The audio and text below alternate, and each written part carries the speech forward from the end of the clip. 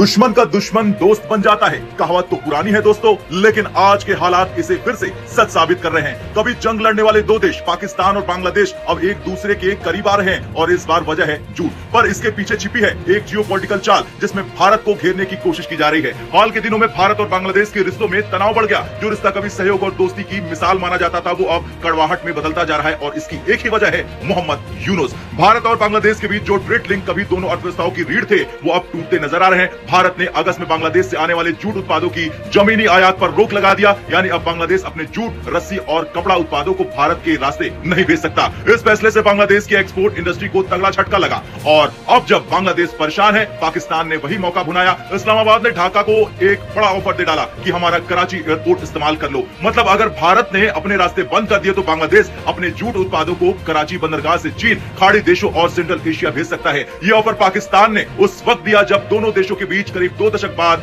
JEC यानी कि joint economic commission की बैठक ढाका में हुई और इसे पाकिस्तान ने सिर्फ एक ट्रेड ऑफर नहीं बल्कि रणनीतिक चाल के तौर पर खेला। पाकिस्तान जानता है कि बांग्लादेश की मौजूदा अंतरिम सरकार जो भारत से दूर जा रही है उसे अपने करीब लाने का सही वक्त है, इसलिए उसने न सिर्फ पोर्ट ऑफर किया बल्कि जूट और अन्य उत्पादों पर टैक्स भी घटा दिया। पहले भी पाकिस्तान ने बांग्लादेशी जूट पर लगने वाले 2% कस्टम ड्यूटी को हटा दी थी। इसके बदले में पाकिस्तान ने बांग्लादेश से अपने आम के लिए बाजार खोलने की मांग रखी थी, क्योंकि भारत से आम का निर्यात बांग्लादेश को हाल ही में घटा है। अब पाकिस्तान वही खाली जगह भरना चाहता है। अब सवाल यह है कि क्या यह ऑफर बांग्लादेश के लिए फायदेमंद है? दरअसल कागज पर तो सुनने में अच्छा लगता है, लेकिन हकीकत में यह आर्थिक रूप से बहुत महंगा सौदा है। ढाका से कराची की दूरी करीब 2600 समुद्री मील है। जहाजों को ये सफर पूरा करने में करीब 2 हफ्ते लगते हैं। इसका मतलब है कि शिपिंग कॉस्ट बढ़ेगी, ट्रांजिट टाइम दोगुना हो जाएगा और लाभ घट जाएगा। तो सवाल उठता है क्या बांग्लादेश सिर्फ अपने पुराने दोस्त भारत को दूर करने के लिए इतनी महंगी डील स्वीकार करेगा?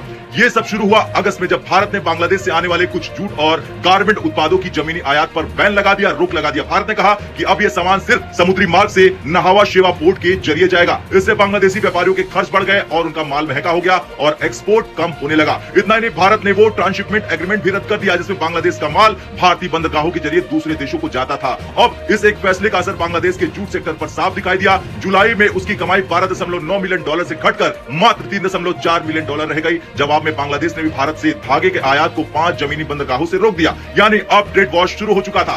वो सिर्फ ट्रेड वॉर नहीं बल्कि पॉलिटिकल टर्निंग पॉइंट था। बांग्लादेश की पूर्व प्रधानमंत्री शेख हसीना भारत की सबसे भरोसेमंद सहयोगी थी, लेकिन कुछ महीने पहले हुए हिंसक छात्र प्रदर्शनों और राजनीतिक उथल पुथल के बाद उनकी सरकार गिर गई। अब सत्ता में एक अंतरिम सरकार जिसका नेतृत्व नोबेल पुरस्कार विजेता मोहम्मद यूनुस कर रहे हैं और यूनुस की विदेश नीति का रुख बिल्कुल अलग है। वो चीन और पाकिस्तान के साथ रिश्ते सुधारने में जुटे हैं, यानी अब जो कभी दुश्मन था वो धीरे धीरे दोस्त बनता जा रहा। पाकिस्तान जानता है कि अगर बांग्लादेश भारत से दूर होता है तो दक्षिण एशिया में उसकी भूमिका मजबूत हो जाएगी। ये सिर्फ एक पोर्ट ऑफर नहीं बल्कि भारत को रणनीतिक तौर पर घेरने का प्लान है। कराची पोर्ट का ऑफर पाकिस्तान के लिए डिप्लोमेटिक ओपनिंग बन सकता है, जहां वो खुद को मुस्लिम देशों के बीच पुल के रूप में दिखा सकते, क्योंकि चीन के बाद अब पाकिस्तान चाहता है कि वो दक्षिण एशिया में फिर अपनी पॉलिटिकल इंपोर्टेंस साबित कर दे। कुल मिलाकर पाकिस्तान का ये कदम एक झूठ के बहाने जियोपॉलिटिक्स का खेल है। वो जानता है कि भारत और बांग्लादेश के बीच जितनी दूरियां बढ़ेंगी उतनी ही जगह उसे अपनी चालें चलने का मौका मिल जाएगा। लेकिन बांग्लादेश के लिए ये एक सवाल है कि क्या वो अपनी पुरानी दोस्ती छोड़कर एक ऐसे देश पर भरोसा करेगा जिसने 1971 में उसके खिलाफ युद्ध लड़ा था।